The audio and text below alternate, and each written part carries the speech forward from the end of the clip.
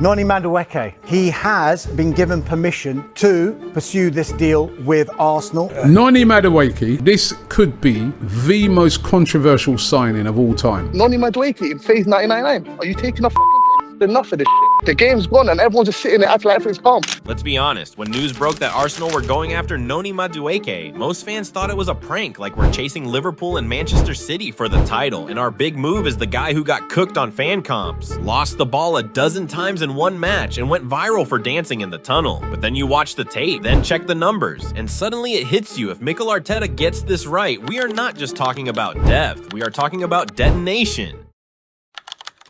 You hear it every summer, Arsenal need a striker, they need a midfielder, they need to spend, but the most urgent issue never gets discussed. It's the 74th minute of a must-win game. Bukayo Saka looks exhausted, and the bench option is Reiss Nelson or Ethan Nwaneri, one of Arsenal's academy prodigy with barely 5 senior appearances. That's not depth, that's desperation in disguise. Last season, Saka played 1,737 minutes in the Premier League, but still well behind squad leaders like William Saliba, Declan Rice, and David Raya. Saka suffered a hamstring tear against Crystal Palace, underwent surgery, and missed over 3 months of action, returning only in early April 2025. By the time he came back, the damage both physical and tactical was already showing. Without him at full strength, Arsenal lost more than just pace. Their rhythm broke, possession slowed, attacks flattened out. Gabriel Jesus managed just 17 league appearances, constantly disrupted by recurring injuries. Martinelli showed sparks but lacked consistency. Trossard drifted in and out of games, never locking down a decisive role. And without Saka's dynamism, Arsenal couldn't force the issue. They could only circulate the ball and hope something fell their way. The consequence? Arsenal dropped 21 points from winning positions, matching their worst ever return in a Premier League season. That's not misfortune, that's a failure to finish the job. Because when Saka isn't at full tilt, Arsenal don't just lose speed, they lose their edge. They stop scaring defenders.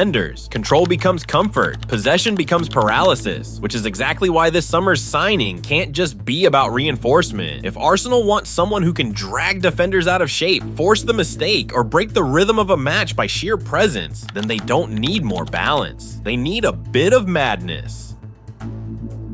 There are players who follow structure, and then there are players who break it. Noni Madueke, he's a demolition job in a number 11 shirt. He's not like Saka, precise, patient, methodical. He's not Martinelli reliant on rhythm and build-up. Madueke is something else entirely, a disruptor, a live wire, the kind of winger who doesn't wait for the system to create space, he invades it. Ball at feet, chin up, standing still, he doesn't even need momentum. Just one look, one feint, and suddenly he's gone. Defender beaten, box entered, chaos detonated. And for anyone calling it vibes football, let's talk numbers. Last season, Madueke averaged 6.82 progressive carries per 90, putting him in the 99th percentile across Europe's top leagues. He ranked 3rd in the Premier League for carries into the penalty area. He averaged 3.54 shots per 90, completed around 2 successful take-ons per match, and consistently forced defenders into mistakes, not with power, but with persistence. When Arsenal get pinned back, when the opposition sits deep and the ball just keeps circling the 18-yard box, they don't need another pass. They don't need another sideways reset. They need someone to blow the pattern up, someone who can isolate his man, force a mismatch, and force the game to react. Someone who doesn't wait for the key, he kicks the door down. That's what Noni Madueke brings.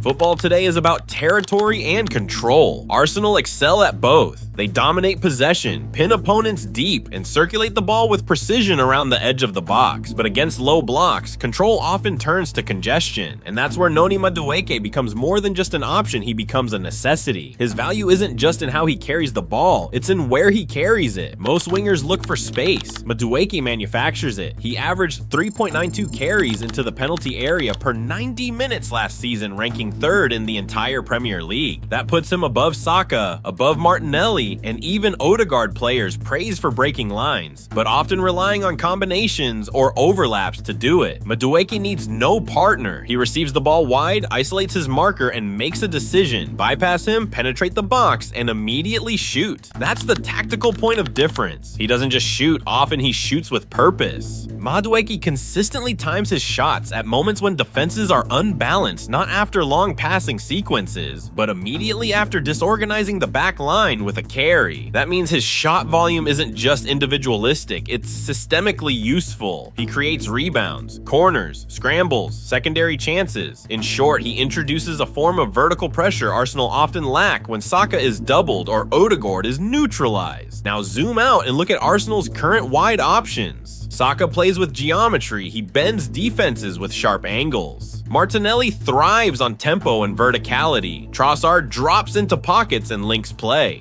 But Madueke, he plays in straight lines from touchline to 6-yard box. He doesn't wait for the system to unlock the door. He kicks it open. His unpredictability isn't chaos for chaos' sake. It's directness, weaponized against passive defensive shapes. So when Arteta needs control, he has option. But when he needs disruption, when the pass-heavy patterns become sterile, Madueke offers something no one else in the squad quite replicates. Not a dribbler, not a finisher, a final third disruptor.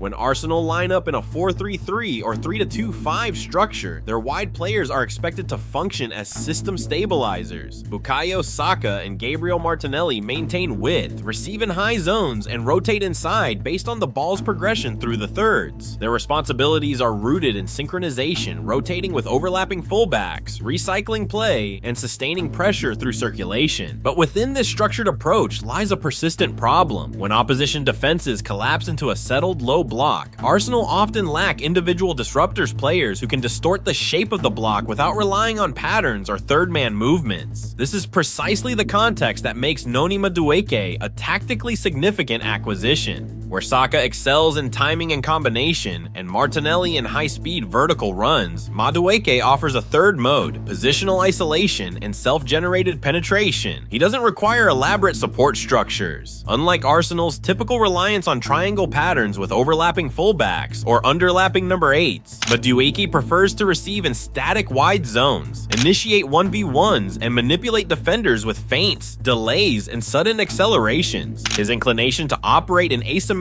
isolation provides an alternative attacking vector that doesn't rely on positional superiority, it creates it. On the right wing, he prefers to receive wide and high, especially in zone 16, the half space just outside the box. From there, he executes sharp cut-ins on his stronger left foot, aiming either for a reverse shot or a low-driven cross across the 6-yard box. On the left, while less frequent, he has shown adaptability attacking the byline or cutting in depending on the defensive shape presented. According to FBref and Apex Football Analytics, progressive carries per 90, 6.9, 96th percentile among Premier League attackers. Carries into penalty area per 90, 3.92, third in PL behind Doku and Savio. Dribbles attempted per 90, 4.3. Success rate, 49%. Shots per 90, 3.58 with a high concentration from inside zone 14 and central penalty areas. Touches in the box per 90, 8.5, indicating high final third occupation and involvement. Madueke offers a low dependency profile. More importantly, he provides structural variety, allowing Arsenal to maintain their positional principles on one flank while disrupting them on the other.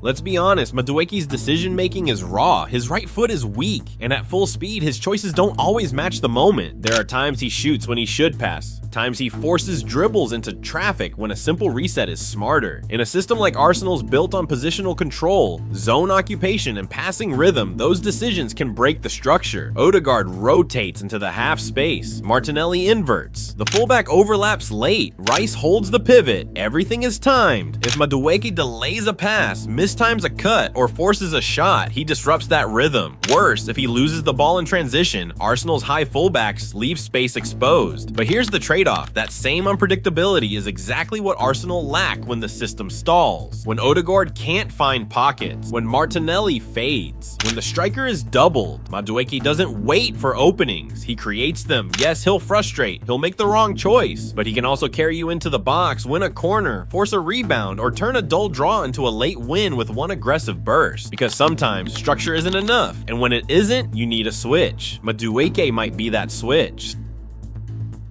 Every squad needs someone who brings light, not just quality swagger. Madueke doesn't just run at fullbacks. He walks into a dressing room and lifts the tempo. The music gets louder, the energy shifts, and sometimes that's what a title-chasing team needs, a little looseness in a world of structure. For Arteta, a coach obsessed with control, signing Madueke isn't just a tactical move, it's a human one, because sometimes to stay sharp at the top, you need someone who doesn't fit the mold but still fits the moment. And if Arteta gets this right, it won't just be a smart decision, it'll be one of his boldest masterstrokes yet. Stick around, because if this clicks, you're not just watching Arsenal get better, you're watching them get dangerous. And if you're enjoying this series, like the video, drop a comment with your thoughts, and don't forget to subscribe, we're just getting started.